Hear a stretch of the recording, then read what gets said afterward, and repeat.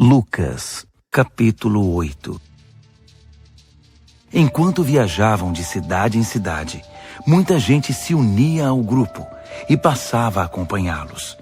A eles, Jesus contou esta história. Um lavrador saiu para semear. Algumas sementes caíram no caminho, foram pisadas e os passarinhos as comeram. Outras caíram sobre pedras e brotaram, mas secaram porque não tinham raiz. Outras caíram no meio das ervas daninhas, que cresceram e as sufocaram. Outras, por fim, caíram em terra boa e produziram uma grande colheita. Vocês estão ouvindo com atenção? Os discípulos perguntaram: qual é o sentido dessa história? Ele disse: vocês já ouviram bastante a respeito do reino de Deus. Conhecem as suas verdades. Mas há quem precise ouvir essas histórias, mesmo que nem sempre as entendam. Os olhos deles estão abertos, mas não veem nada. Os ouvidos deles estão abertos, mas não ouvem nada. Essa história retrata a vida de muitos deles. A semente é a palavra de Deus. As sementes no caminho são aqueles que ouvem a palavra, mas o diabo a arranca do coração deles, para que não acreditem que serão salvos. As sementes que caíram nos pedregulhos são os que ouvem com entusiasmo passageiro. Diante da primeira dificuldade, perdem o interesse. As sementes que caíram entre as ervas daninhas são os que ouvem a palavra, mas a preocupação constante com o amanhã e a ilusão de viver para ganhar dinheiro e divertir-se a sufocam. As sementes não produzem nada. Já as sementes na terra boa são os bons corações que se apropriam da palavra e se apegam a ela, não importa o que aconteça. Eles permanecem firmes até a colheita. Ninguém acende uma lâmpada e depois a cobre ou a esconde debaixo da cama. Não, ela é posta num lugar visível, de modo que todos os que entram no recinto possam ver por onde andam. Não estamos guardando segredos, nós os estamos revelando. Não estamos escondendo nada, estamos tornando tudo público. Por isso não guardem com avareza as palavras que estão ouvindo. Generosidade produz generosidade, a avareza empobrece. A mãe e os irmãos de Jesus apareceram, mas não podiam chegar até onde ele estava por causa da multidão. Alguém o avisou: sua mãe e seus irmãos estão esperando lá fora, querem ver você. Ele respondeu: minha mãe e irmãos são os que ouvem e praticam a palavra de Deus. Mais vale a obediência do que laços de sangue. Um dia, Jesus e seus discípulos entraram num barco. Vamos atravessar o lago, disse. E partiram. Navegavam tranquilamente e ele dormiu.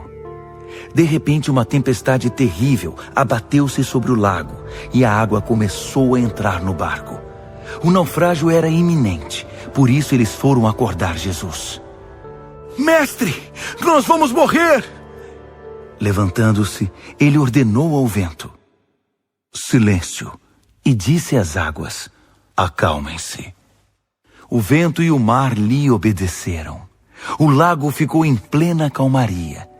Em seguida, repreendeu os discípulos: vocês não têm fé.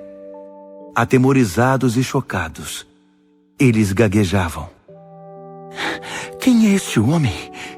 Ele dá ordens ao vento e ao mar, e eles obedecem ao comando dele. Eles navegaram até a terra dos Gerazenos, na margem oposta à da Galileia. Quando Jesus desembarcou, um louco da cidade, vítima de demônios, ficou frente a frente com ele. O homem não usava roupas fazia muito tempo. Havia saído de casa e morava no cemitério. Quando viu Jesus, caiu diante dele, gritando: o que queres comigo? Tu és Jesus, o Filho do Deus Altíssimo. Não me castigues!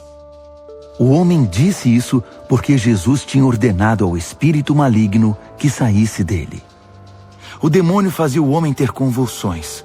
Por isso ficava sempre vigiado, amarrado com correntes e algemas, mas enlouquecido e dominado pelo demônio, arrebentava as correntes. Jesus perguntou: qual é seu nome? Meu nome é Multidão. foi a resposta, porque eram muitos demônios que afligiam o homem. Em desespero, eles imploravam a Jesus que não os enviasse para o abismo profundo. Perto dali, uma grande manada de porcos estava pastando. Os demônios suplicaram a Jesus que os deixasse entrar nos porcos, e ele permitiu. O resultado foi terrível. Enlouquecidos, os porcos pularam de um penhasco e se afogaram no lago. Aterrorizados, os que cuidavam dos porcos saíram em disparada e contaram tudo o que viram na cidade e por toda a região. O povo foi conferir de perto a situação. Encontraram um homem de quem os demônios haviam saído assentado aos pés de Jesus, usando roupas decentes e em perfeito juízo. A cena era sublime, e por um instante os moradores tiveram mais reverência que curiosidade. Algumas testemunhas do fato contaram a eles como ocorrera a libertação do endemoniado. Entretanto, mais tarde, muitos moradores da região se ajuntaram e pediram a Jesus que saísse logo dali, porque estavam apavorados. Jesus entrou no barco e foi embora. O homem que havia sido liberto dos demônios pediu para ir com ele, mas Jesus o enviou de volta, aconselhando: vá para casa e conte o que Deus fez por você. Então ele voltou e anunciou por toda a cidade o que Jesus fizera por ele. Quando voltava, Jesus foi recebido por uma multidão. Todos estavam à espera dele. Um dos líderes da sinagoga, chamado Jairo, aproximou-se. Prostrado aos pés de Jesus, implorou que ele fosse à sua casa, porque sua filha de 12 anos de idade, sua única filha, estava morrendo. Jesus foi com ele, abrindo caminho através da multidão que o empurrava e apertava. Naquele dia, estava no meio da multidão uma mulher que havia 12 anos sofria de hemorragia. Ela tinha gastado todo o seu dinheiro com médicos, mas nenhum deles fora capaz de ajudá-la. Ela esgueirou-se por trás de Jesus e tocou na borda de sua roupa. Na mesma hora, a hemorragia parou. Então Jesus perguntou: quem me tocou? Ele insistiu: alguém me tocou. Senti poder saindo de mim. Percebendo que não podia mais esconder nada, ela se ajoelhou trêmula diante dele. Contou sua história ao povo e deu testemunho de que havia ficado boa no exato instante em que o tocara. Jesus lhe disse: filha, você se arriscou por causa da sua fé, e agora está curada. Tenha uma vida abençoada.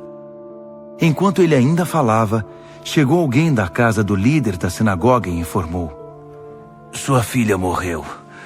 Não precisa mais incomodar o mestre. Mas Jesus afirmou: não fique preocupado. Apenas confie em mim, e tudo ficará bem. Quando chegou à casa do líder da sinagoga, só permitiu que entrassem com ele no quarto Pedro, João, Tiago e os pais da criança. Todos estavam chorando e lamentando sobre a menina. Não chorem, ela não morreu. Está dormindo, garantiu Jesus. Mas riram dele, porque sabiam que ela estava morta. Em seguida, Jesus tomou-a pela mão e disse: levante-se. No mesmo instante, ela voltou à vida, levantou-se e respirou de novo. Jesus aconselhou aos pais que dessem a ela algo para comer. Eles estavam assombrados, mas Jesus pediu segredo: não digam a ninguém o que aconteceu aqui.